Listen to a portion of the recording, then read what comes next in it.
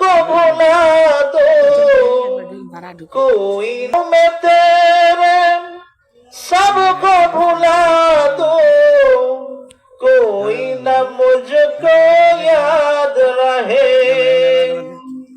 सब खुशियों को आग लगा दो, खानाए दिल आबाद रहे। अब तो रहे बस कदम आखिर, अब तो रहे बस कदम आखिर, बिरद जुबा आई मेरे इलाहा, ला इलाहा इल्लल्लाह, ला इलाहा इल्लल्लाह, ला इलाहा इल्लल्लाह, ला इलाहा इल्लल्लाह, ला इलाहा इल्लल्लाह, ला इलाहा। বহু দূরে মদিনা কেমনে যাব জানি না, বহু দূরে মদিনা কেমনে যাব জানি না। দয়াল আল্লাহ দয়া করো, দয়াল আল্লাহ দয়া করো, পুরাও মনের বাসনা। লা ইলাহা ইল্লাল্লাহ, লা ইলাহা ইল্লাল্লাহ, লা ইলাহা ইল্লাল্লাহ, লা ইলাহা ইল্লাল্লাহ, লা ইলাহা ইল্লাল্লাহ, লা ইলাহা ইল্লাল্লাহ, লা ইলাহা ইল্লাল্লাহ, লা ইলাহা ইল্লাল্লাহ।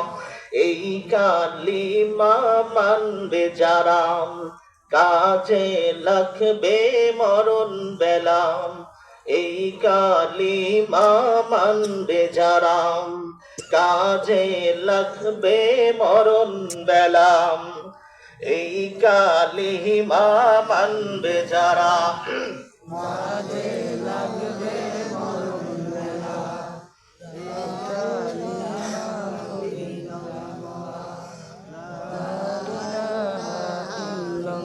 ওই কালিমার রৌশনীতে, ওই কালিমার রৌশনীতে কবর হবে তোর উজালা। লা ইলাহা ইল্লাল্লাহ, লা ইলাহা ইল্লাল্লাহ, লা ইলাহা ইল্লাল্লাহ, লা ইলাহা ইল্লাল্লাহ, মুহাম্মাদুর রাসূলুল্লাহ সাল্লাল্লাহু আলাইহি ওয়াসাল্লাম। লাখো কোটি দরুদ ও সালাম সাইয়্যিদুল মুরসালিন খাতামুন নবিয়্যিন, যার ওসিলায় আজকে সুন্দর বিশ্ব।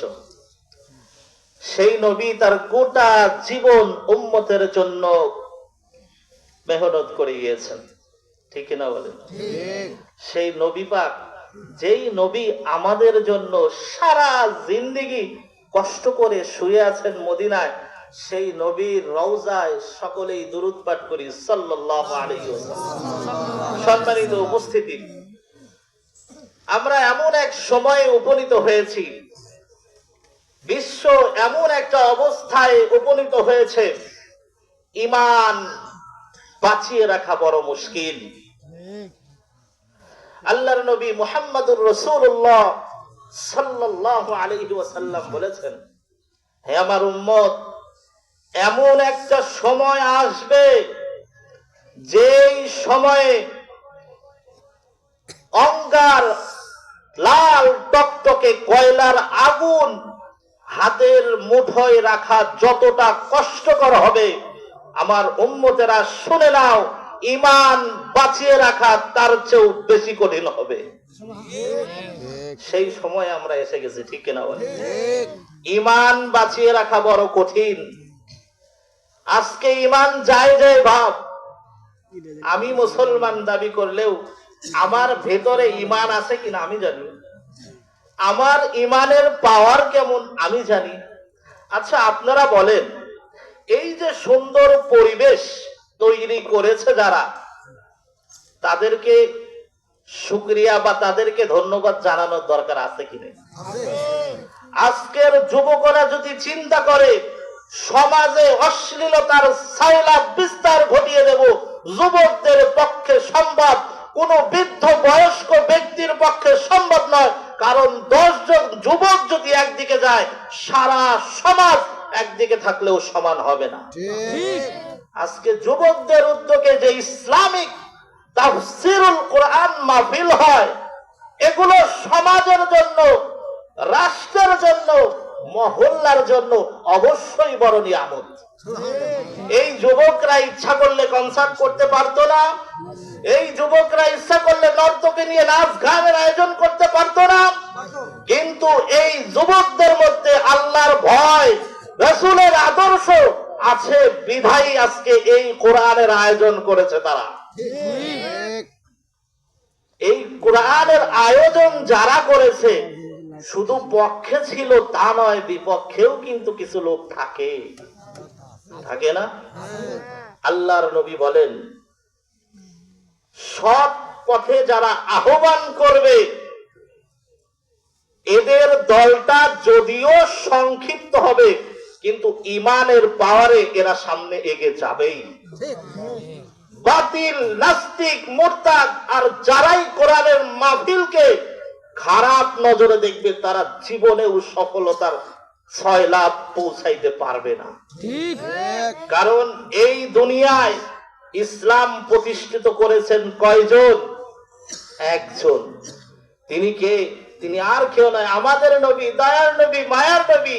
তিনি ইসলামটাকে প্রচার করেছিলেন। সংখ্যায় কয়জন? একজন। ইতিহাস ঘেটে দেখেন মুসলমান, মুসলমানের সংখ্যায় কোনো জোর নয়, মুসলমানের ইমানের পাওয়ারই মুসলমানের জোর। ইতিহাস থেকে সাক্ষী, বদরের যুদ্ধে মাত্র 313 জন আল্লাহর প্রেমিক, রাসূলের আদর্শবান আল্লাহর সৈনিকরা, মাত্র 313 জন। কাফেররা ছিল 1000।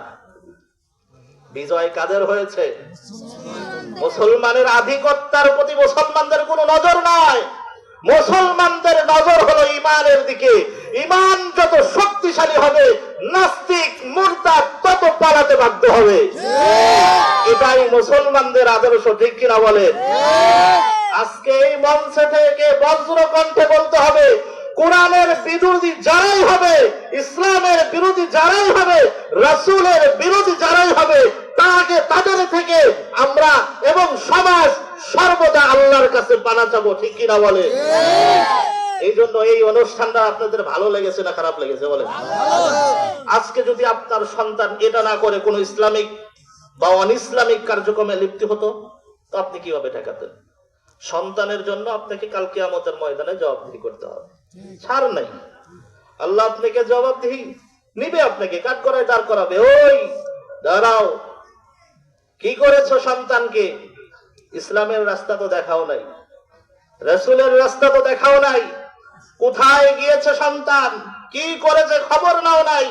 এই সন্তানের গুনাহের কারণে কাল কিয়ামতের ময়দানে আল্লাহ আপনাকে আসামির কাঠগড়ায় দাঁড় করাবে। এই জন্য মুসলমান সাবধান হয়ে যান। যুবকরা এই যে ভালো একটা মহৎ কাজ করেছে, এর জন্য আমি তাদেরকে আমার অন্তরের অন্তরস্থল থেকে ধন্যবাদ জানাই। যুবকদের মাথায় যে এরকম একটা চিন্তা ঢুকবে, গত বছরে ঢুকেছে, এবছরে আল্লাহ তাদেরকে সুন্দর একটা আরো বড় করে আয়োজন করার যে তৌফিক আল্লাহ তাআলা তাদেরকে দিয়েছেন। আমি আরো প্রাণ খুলে দোয়া করি, আল্লাহ পাক যেন এই যুবকদের মাধ্যমে আরো বড় ইসলামের দায়িত্ব পালন করার তৌফিক দান করে দিন। আমিন। সম্মানিত উপস্থিতি,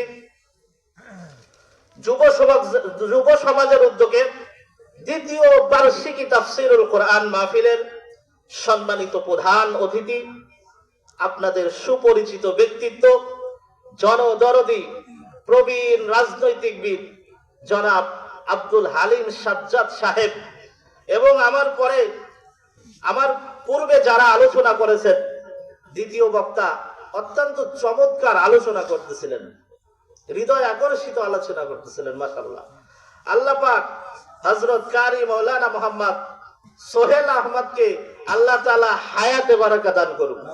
আল্লাহ তাআলা তার ইলমের মধ্যে আরো বারাকা দান করুন। আল্লাহ তাআলা তাকে ঈমান ও আমলের মধ্যে বরকত দান করুন। এবং তার পূর্বে আলোচনা করেছেন হযরত মাওলানা সোয়াইব হাসান সাহেব, অত্যন্ত বলিষ্ঠ কণ্ঠস্বর, খুব সুন্দর করে আপনাদেরকে আলোচনা শোনাচ্ছিলেন। আল্লাহ পাক তাকেও তার হায়াতে এবং জানে মালে বরকত দান করুন। সকলেই বলে আমিন।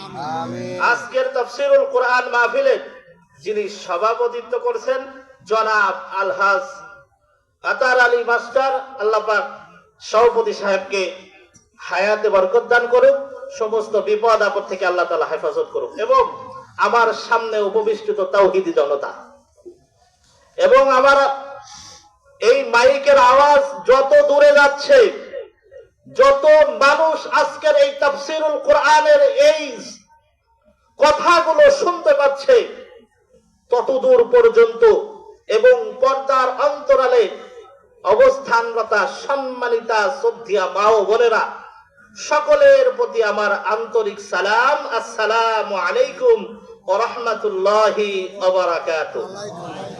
কোরআন হাদিস থেকে আলোচনা হবে। বর্তমান ওয়াজের মঞ্চগুলো আর ওয়াজের মঞ্চ নাই, এটা রাজনৈতিক মঞ্চ হয়ে গিয়েছে। ঠিক কিনা বলেন? ঠিক। রাজনৈতিক মঞ্চ এটা নয়।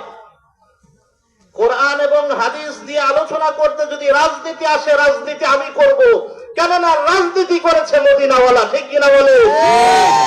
সুতরাং কোরআন এবং হাদিস দিয়েই কথা হবে। কোন রাজনৈতিক দল বা ব্যক্তিকে উদ্দেশ্য করে কথা বলা আমাদের উদ্দেশ্য নয়। কোরআন যদি আমাদেরকে রাজনীতি শিখায়, আমরা রাজনীতি করতে প্রস্তুত আছি কি নাই? যদি কোরআন রাজনীতি না শিখাতেন, তাহলে বিশ্ব নবী, দয়ার নবী, মায়ের নবী মদিনার রাষ্ট্রপ্রধান হতে পারবেন না। কারণ কোরআন আল্লাহর রাসূলকে রাজনীতি শিখে রাষ্ট্রপ্রধান বানিয়েছেন। কথা বলেন ঠিক কিনা? সুতরাং এই কোরআনে রাজনীতি আছে না নাই? যারা বিশ্বাস করবে না তারা কি মুসলমান না কাফের? সুতরাং কোরআন থেকে রাজনীতির আলোচনা আসলে আমাকে করতেই হবে, হাদিস থেকে রাজনীতির আলোচনা আসলে আমাকে করতেই হবে। এতে যদি কারো গা জ্বলে আমার কোনো যায় আসে না। বলেন ঠিক কিনা? তো সরাসরি আমরা কোরআনের মধ্যে চলে যাব ইনশাআল্লাহ। থাকবেন তো ইনশাআল্লাহ? আসলে আমার পূর্বে যারা আলোচনা করে দিয়েছেন তারা তো আপনাদেরকে অনেক মধুর সুরে ওয়াজ শুনিয়ে গিয়েছেন। আমার তো বাবা সুর নাই আমার, কিন্তু যত সময় কথা বলবো ইনশাআল্লাহ আপনাদের ভালো লাগবে। থাকবেন তো ইনশাআল্লাহ? আল্লাহ রাব্বুল আলামিন বলেন, আফালা ইয়ানজুরুনা ইলাল ইবলি কাইফা খুলিকাত। ও আমার বান্দারা, তোমরা কি দেখো না আমি আল্লাহ রাব্বুল আলামিন ওই মরুভূমির উটকে কিভাবে তৈরি করেছি? আল্লাহ রাব্বুল আলামিন বলেন, আফালা ইয়ানজুরুনা ইলাল ইবলি কাইফা খুলিকাত। ও আমার বান্দারা, ওই মরুভূমির উটের দিকে তাকাও। আমি রব্বুল আলামিন উটকে কত সুন্দর করে তৈরি করেছি। ওই উট এমন বোঝা বহন করতে পারে, মরুভূমির বুকে ঘন্টার পর ঘন্টা চলতে পারে। মরুভূমির বুকে গভীর বালুর মধ্যে উট যখন চলে, তার মধ্যে একটু ক্লান্তি আসে না। তোমরা কি ওই উটের দিকে লক্ষ্য করো না? কার কথা? আল্লাহ কেন উটের কথা বললেন? আল্লাহ উটের কথা এই জন্য বলেছেন, একটা প্রাণী যার কথা বলার মতো কোনো জবান নাই, সেই প্রাণীটা দিনের পর দিন মালিকের বাধ্য হয়ে মরুভূমির মধ্যে চলে, মালিকের বাধ্য হয়ে মাথার উপর পিঠের উপর মনকে মন বোঝা নিয়ে চলে, একটিবারও মালিকের বিরুদ্ধে সে যায় না। ঠিক কিনা? ও মানুষ, তুমি কেমন মানুষ হইলা? তোমার কেমন পাওয়ার হইল, তোমার কেমন ক্ষমতা হইল যে সামান্য নেতার পিছনে, চেয়ারম্যান, মেম্বার, এমপি, এই দুনিয়ার সামান্য নেতার পিছনে ঘুরে তোমার গরমে থাকা যায় না।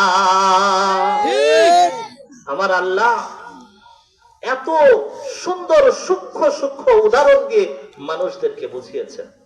কাল কিয়ামতের ময়দানে যখন তোমার নেতাকে হাজির করা হবে, ও আমার বান্দারা, যখন তোমাকে ওই নেতা সহ হাজির করা হবে, তুমি সেই কিয়ামতের ময়দানে আসামি করবা নেতাকে। ও আল্লাহ, আরিনা, আমি ওই সমস্ত নেতাদেরকে দেখতে চাই যাদের অনুসরণ করিয়া আমি আল্লাহর বিরুদ্ধে গিয়েছি, যাদেরকে অনুসরণ করিয়া আমি রাসূলের বিরুদ্ধে গিয়েছি, আলেম উলামার বিরুদ্ধে গিয়েছি। আমি ওই সমস্ত নেতাদেরকে দেখতে চাই যাদের অনুসরণ করিয়া আজকে কিয়ামতের ময়দানে আপনার কাঠগড়ায় দাঁড়িয়েছি। আল্লাহ রাব্বুল আলামিন বলবেন, ও আমার বান্দা, তাদেরকে দেখে তোমরা কি করবা? সেই সমস্ত জাহান্নামীরা বলবে, আরিনা, তাদেরকে সামনে নিয়ে আসো বাবু, তাদেরকে একটু দেখতে চাই। আল্লাহ বলবেন, ঠিক আছে, দেখাবো। দেখলে কি করবি বল? আল্লাহ রাব্বুল আলামিন সেই সমস্ত জাহান্নামী যারা দুনিয়ার নেতার অনুসরণ করিয়া জাহান্নামী হয়েছে, তারা বলবে, নিয়ে আসেন সামনে।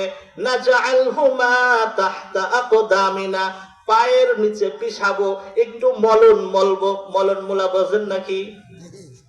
জাহান্নামীরা বলবেন, ওই সমস্ত নেতাদেরকে হাজির করান যাদের অনুসরণ করিয়ে আজকে জাহান্নামের পথে এসেছি, যাদের পিছনে ঘুরে ঘুরে আজকে জাহান্নামের পথের পথযাত্রী হয়েছি। আল্লাহ তাদেরকে সামনে নিয়ে আসেন। আল্লাহ পাক বললেন, তোমাকে যদি তাদেরকে দেখাই কি করবা?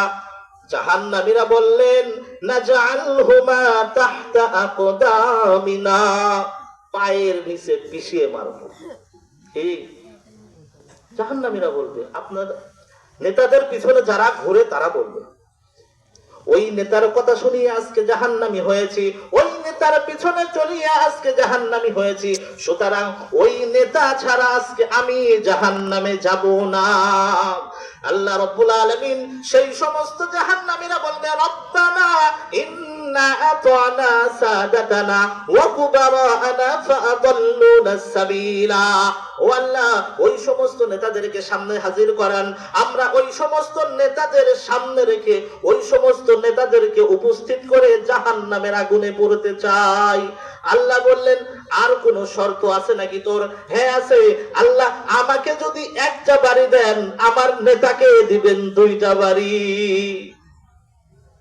জাহান্নামীরা বলবে, একটা বাড়ি দিলে তারা দাবি করবে, আমাকে যে একটা দিবেন, ওই আমার নেতাকে দুইটা বাড়ি দিতে হবে, না হলে হবে না। কারণ তার অনুসরণ করে আমি খারাপ কাজ করেছি, তার অনুসরণ করে আমি অন্যায় কাজ করেছি, তার অনুসরণ করিয়া আমি আলেম উলামার বিরোধিতা আচরণ করেছি, তার অনুসরণ করিয়া আমি অন্যের হক মেরে খেয়েছি।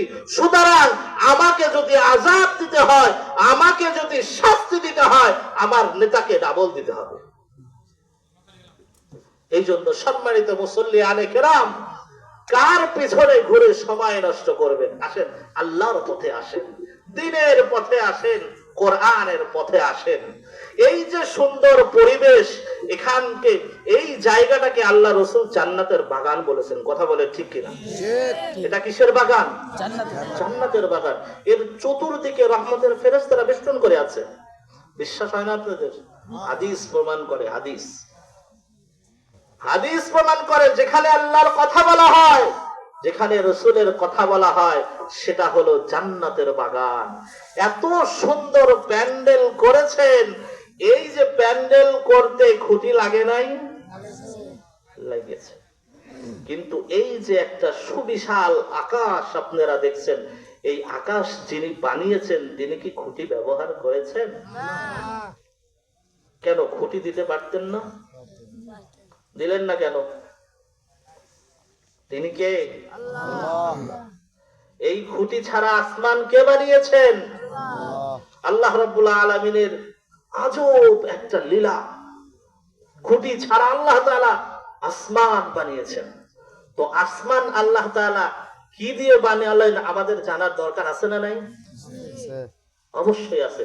তো ইনশাআল্লাহ আমরা আসমান আল্লাহ তাআলা কি দিয়ে বানিয়েছেন এই বিষয়ে আজকে আপনাদের সামনে আলোচনা করা হবে। তো সম্মানিত উপস্থিতি, এখানে আমি আলোচনা করতে বসেছি। আমার আলোচ্য বিষয় কতগুলো আপনারা জানেন? অনেকগুলো। কেননা আজ 2 দিন যাবত আমাকে অনেক ভাবে বলা হচ্ছে, হুজুর এই বিষয়ে আলোচনা করতে হবে, হুজুর কান্দাইতে হবে, জাহান্নামের কথা কইতে হইব, জান্নাতের আশা দেখাইতে হইব, আবার কিছু হুজুর হবে না, এমন ফাটিয়ে ওয়াজ করতে হবে যাতে করে বোঝা যায় এখানে মাহফিল হচ্ছে। আবার হুজুর কোন রাজনৈতিক কোনো কথা বলা যাবে না। আবার কিছু আছে হুজুর মা বাবা নিয়ে আলোচনা করতে হবে। মানে যত আলোচনার বিষয় আমার সামনে এসেছে এখন আমার মাথা ঘোরাচ্ছে, আমি কোন দিকে যাব। এই জন্য আল্লাহ পাক আমাকে যত সময় কথা বলার তৌফিক দান করে দিক, কোরআন এবং হাদিস থেকে কথা বলবো। থাকবেন তো ইনশাআল্লাহ? আল্লাহ রাব্বুল আলামিন বলেন, ও দুনিয়ার বান্দারা, তোমরা জানোনি আমি আল্লাহ প্রথম আসমানটা কিভাবে বানালাম? এই সুবিশাল খুঁটিবিহীন আসমান তোমরা দেখতে পাচ্ছ, আমি রব্বুল আলামিন একটা খুঁটিও ব্যবহার করিনি। এই সুন্দর নীলাকাশ পৃথিবীর যে বানতে যাও না কেন, সব জায়গায় আমি আল্লাহ এই সুন্দর নীলাকাশটাকে তৈরি করে রেখেছি। ও মুসলমানেরা, আল্লাহর কুদরত বড় বড়, বড় কঠিন, বোঝা বড় দায়। আল্লাহর কুদরত দেখতে গেলে বা ক্রুদ্ধ হতে হবে, আমাদেরকে অবিশ্বাস বিশ্বাস এমন ভাবে করতে হবে যে আল্লাহ তাআলা এই খুঁটিহীন এত বড় আসমান আল্লাহ তাআলা কি দিয়ে বানাইলেন। আল্লাহ রাব্বুল আলামিন বলেন, আমি এই প্রথম আসমানটাকে জমাট ধোঁয়া থেকে বানিয়েছি। কি থেকে? আল্লাহ রাব্বুল আলামিন বলেন, প্রথম আসমানের সুন্দর এই বিশালতাকে আমি আল্লাহ রাব্বুল আলামিন জমাট ধোঁয়া থেকে বানিয়েছি। আল্লাহ রাব্বুল আলামিন বলেন, প্রথম আসমান বানানোর পর আমি রব্বুল আলামিন প্রথম আসমানের নাম দিয়েছি রাকিয়া। প্রথম আসমানের নাম কি? রাকিয়া। এটা একটা ক্লাস। আমি শিক্ষক মানুষ, আমি ওয়াজ করতে আসিনি। আমি চাই যে আপনারা এখান থেকে কিছু শিক্ষা গ্রহণ করতে পারেন, কিছু জানতে পারেন। ও মুসলমানেরা, ওয়াজ মাহফিল তো সমাজে কম হয় না, লাভবান হয় কে? এই মাইকালারা। কথা বলেন ঠিক কিনা? এই মাইকালারা ছাড়া কোনো লাভবান হচ্ছে নাকি? আর এই যে বড় বড় ওয়াজ মাহফিল যেখানে হয় সেখানে আরো কিছু মানুষ লাভবান হয়, দোকানদারেরা। কথা বলেন ঠিক কিনা? সাধারণ শ্রোতার কি লাভ? এখানে দোকানপাট নাই, কিন্তু সকলেই কোরআন এবং হাদিস শোনার জন্য বসেছে। ইনশাআল্লাহ যত সময় আলোচনা হবে আপনারা যদি ধৈর্য সহকারে থাকতে পারেন, ইনশাআল্লাহ আপনারা লাভবান হবেন ইনশাআল্লাহ। আল্লাহ রাব্বুল আলামিন বলেন, ও দুনিয়ার মানুষেরা, প্রথম আসমানের নাম দিয়েছি আমি আল্লাহ রাকিয়া। এই প্রথম আসমান তোমরা দেখতে পাও, জানোনি এই আসমান কত দূরে? আমি রব্বুল আলামিন তোমাদেরকে জানায় দিলাম, প্রথম আসমান তৈরি করার পর এই আসমান জমিনের দূরত্ব 500 বছরের রাস্তা। বলেন সুবহানাল্লাহ। এই সুবিশাল আকাশ আমাদের চোখে পড়ে, দেখা যায় যে অতি নিকটে, কিন্তু নিকটে নয়। রব্বুল আলামিন 500 বছর উপরে এই আকাশটাকে তৈরি করে রেখেছেন। শুধু তাই নয়, এই আকাশের পুরো হলো 500 বছরের রাস্তা। কয়শো বছরের? 500 বছরের রাস্তা। বিজ্ঞানীরা বলেন 500 বছরের রাস্তার তারা তথ্য আবিষ্কার করেছে যে 500 বছরের রাস্তা কত দূর হতে পারে। তারা একটা সাধারণ নলেজ থেকে আবিষ্কার করে বলেছেন 9 কোটি 30 লক্ষ মাইল দূরে। কয় কোটি? 9 কোটি 30 লক্ষ মাইল দূরে এই প্রথম আকাশ। কিন্তু আমাদের নবী কি বলেন? বিশ্ব নবী মুহাম্মদুর রাসূলুল্লাহ সাল্লাল্লাহু আলাইহি ওয়াসাল্লাম বলেন, জমিন থেকে প্রথম আসমানের দূরত্ব কত দূর? ও আমার উম্মতেরা, জেনে নাও, জেনে নাও। প্রথম আসমানের দূরত্ব হলো একটা আরবি ঘোড়া, দ্রুতগামী ঘোড়া এবং দক্ষ একজন সওয়ারি, সেই ঘোড়াটাকে যদি লাগাতার অবিশ্রাম, কোনো বিশ্রাম নিতে পারবে না, কোনো খাওয়া দাওয়ার সুযোগ নাই, এমন ভাবে সকাল থেকে সন্ধ্যা পর্যন্ত এই ঘোড়াটাকে যত দূর ছুটাইতে থাকবে, সে যেখানে সন্ধ্যা হবে, এই সন্ধ্যা হলেই একদিন বলে বিবেচিত হবে। সুবহানাল্লাহ। একটা ঘোড়া, তেজস্বী ঘোড়া এবং দক্ষ একজন অশ্বারোহী, যার দক্ষ আছে ঘোড়া চালানোর, সে কোনো বিশ্রাম নেবে না, খাওয়া দাওয়ার কোনো সুযোগ নাই, সে চলতেই থাকবে, চলতে যেখানে তার সূর্য অস্তমিত যাবে সেখানেই একদিন বলে গণ্য হবে। এইভাবে যখন ঘোড়া ছুটতেই থাকবে, দিনের পর দিন ছুটতে থাকবে, ছুটতে যখন সপ্তাহ পেরিয়ে যাবে, তখন এক সপ্তাহের রাস্তা হবে, 1 মাস পেরিয়ে যাবে, 1 মাসের রাস্তা হবে, 1 বছর পেরিয়ে যাবে, 1 বছরের রাস্তা অতিক্রম করবে, 100 বছর চলতেই থাকবে, 100 বছরের রাস্তা অতিক্রম করবে। এইভাবে চলতে বিশ্ব নবী বলেন 500 বছর একটা ঘোড়া এবং একজন দক্ষ সওয়ার চলতেই থাকবে 500 বছর। বলেন সুবহানাল্লাহ। জমিন থেকে প্রথম আসমানের দূরত্ব এত দূরে। আল্লাহ রাব্বুল আলামিন তারপর মহাশূন্যতা, 500 বছরের শূন্যতা, কোনো কিছু নাই, ধুধু মরুভূমি। তারপরে রব্বুল আলামিন দ্বিতীয় আসমান সুপ্রতিষ্ঠিত করলেন। কোন আসমান? দ্বিতীয় আসমান। আল্লাহ রাব্বুল আলামিন দ্বিতীয় আসমান তৈরি করলেন লোহা দিয়ে। কি দিয়ে বলেন? ও মুসলমান, কি দিয়ে তৈরি করেছেন দ্বিতীয় আসমান? আছেন তো আপনারা? ভালো লাগতেছে না, তাই না? ভালো লাগবে। শুনেন, আমি কোরআন হাদিস থেকে কথা বলবো, আর কোরআন হাদিস থেকে কথা শুনলে আপনার ঈমান বাড়িয়ে দিবে কে? আল্লাহ। আল্লাহ আপনার ঈমান বাড়িয়ে দিবে। রব্বুল আলামিন বলেছেন, الذين إذا ذكر الله وجلت قلوبهم। যদি কোনো বান্দা কোরআন থেকে আলোচনা শুনে, আল্লাহ রাব্বুল আলামিন তার অন্তরটাকে প্রশস্ত করে দেন, তার কম্পন সৃষ্টি করে দেন। যখন কোরআনের আলোচনা শুনবে, মুসলমানের হৃদয়টা যদি কম্পিত হয়ে যায়, তার হৃদয়ের মধ্যে যদি ধাক্কা লাগে, বুঝতে হবে ওই মুসলমানের ঈমান আছে। বলেন ঠিক কিনা? কোরআনের কথা শুনবেন আর অন্তরের মধ্যে আল্লাহর ভয় আসবে না, তা হবে না, এটা হতেই পারে না। আল্লাহ রাব্বুল আলামিন দ্বিতীয় আসমান কি দিয়ে তৈরি করেছেন মুসলমান? বলতে হবে লোহা দিয়ে। আল্লাহ রাব্বুল আলামিন প্রথম আসমান সৃষ্টি করার পর দ্বিতীয় আসমান যখন প্রতিষ্ঠিত করলেন, আল্লাহ রাব্বুল আলামিন প্রথম আসমান থেকে দ্বিতীয় আসমানের দূরত্ব করে দিলেন 500 বছরের রাস্তা। কয় শত বছরের রাস্তা? 500 বছরের রাস্তা আল্লাহ রাব্বুল আলামিন তৈরি করে দিলেন। এই দ্বিতীয় আসমানকে রব্বুল আলামিন তৈরি করেছেন লোহা দিয়ে। কি দিয়ে? এই দ্বিতীয় আসমানের নাম আল্লাহ রাব্বুল আলামিন রেখেছেন সাইদুন। কি? দ্বিতীয় আসমানের নাম কি? দ্বিতীয় আসমানের নাম রব্বুল আলামিন রাখলেন ফাইদুন। এই দ্বিতীয় আসমান প্রথম আসমানের দূরত্ব হলো 500 বছরের রাস্তা। বলেন সুবহানাল্লাহ। আল্লাহ নবী বিশ্বনবী রাহমাতুল লিল আলামিন বলেন, দ্বিতীয় আসমান রব্বুল আলামিন সৃষ্টি করার পর দ্বিতীয় আসমানকে এত বিশালতা দিয়েছেন, এত বড় করে সৃষ্টি করেছেন রব্বুল আলামিন। দ্বিতীয় আসমানের কাছে প্রথম আসমানটা বিশাল এক ময়দানের মাঝে, বিশাল এক মাঠের মাঝে ছোট্ট একটা মটর দানা পড়ে থাকলে যেমন খুঁজে পাওয়া যায় না, ওই দ্বিতীয় আসমানের বিশালতার কাছে রব্বুল আলামিন প্রথম আসমানটাকে এত ছোট করে তৈরি করেছেন। বলেন সুবহানাল্লাহ। কেমন রব, কেমন আল্লাহ! দ্বিতীয় আসমান প্রতিষ্ঠিত করেছেন। প্রতিষ্ঠিত করার পর দ্বিতীয় আসমান এত বড় করে করেছেন যে প্রথম আসমানটাকে একটা মটর দানার মতো মনে হয়েছে। কত বড় আল্লাহ, কত বড় রব আমরা পেয়েছি। ও ইমানদার মুসলমান ভাইরা আমার, বন্ধুরা আমার, ও উলাদবাসীর যুবকেরা, কান খুলে শুনে নেন। আল্লাহর বিশালতা বর্ণনা করতে শেষ করা যাবে যাবে না, আল্লাহ যে কত বড় তাও বলে শেষ করা যাবে না। আল্লাহ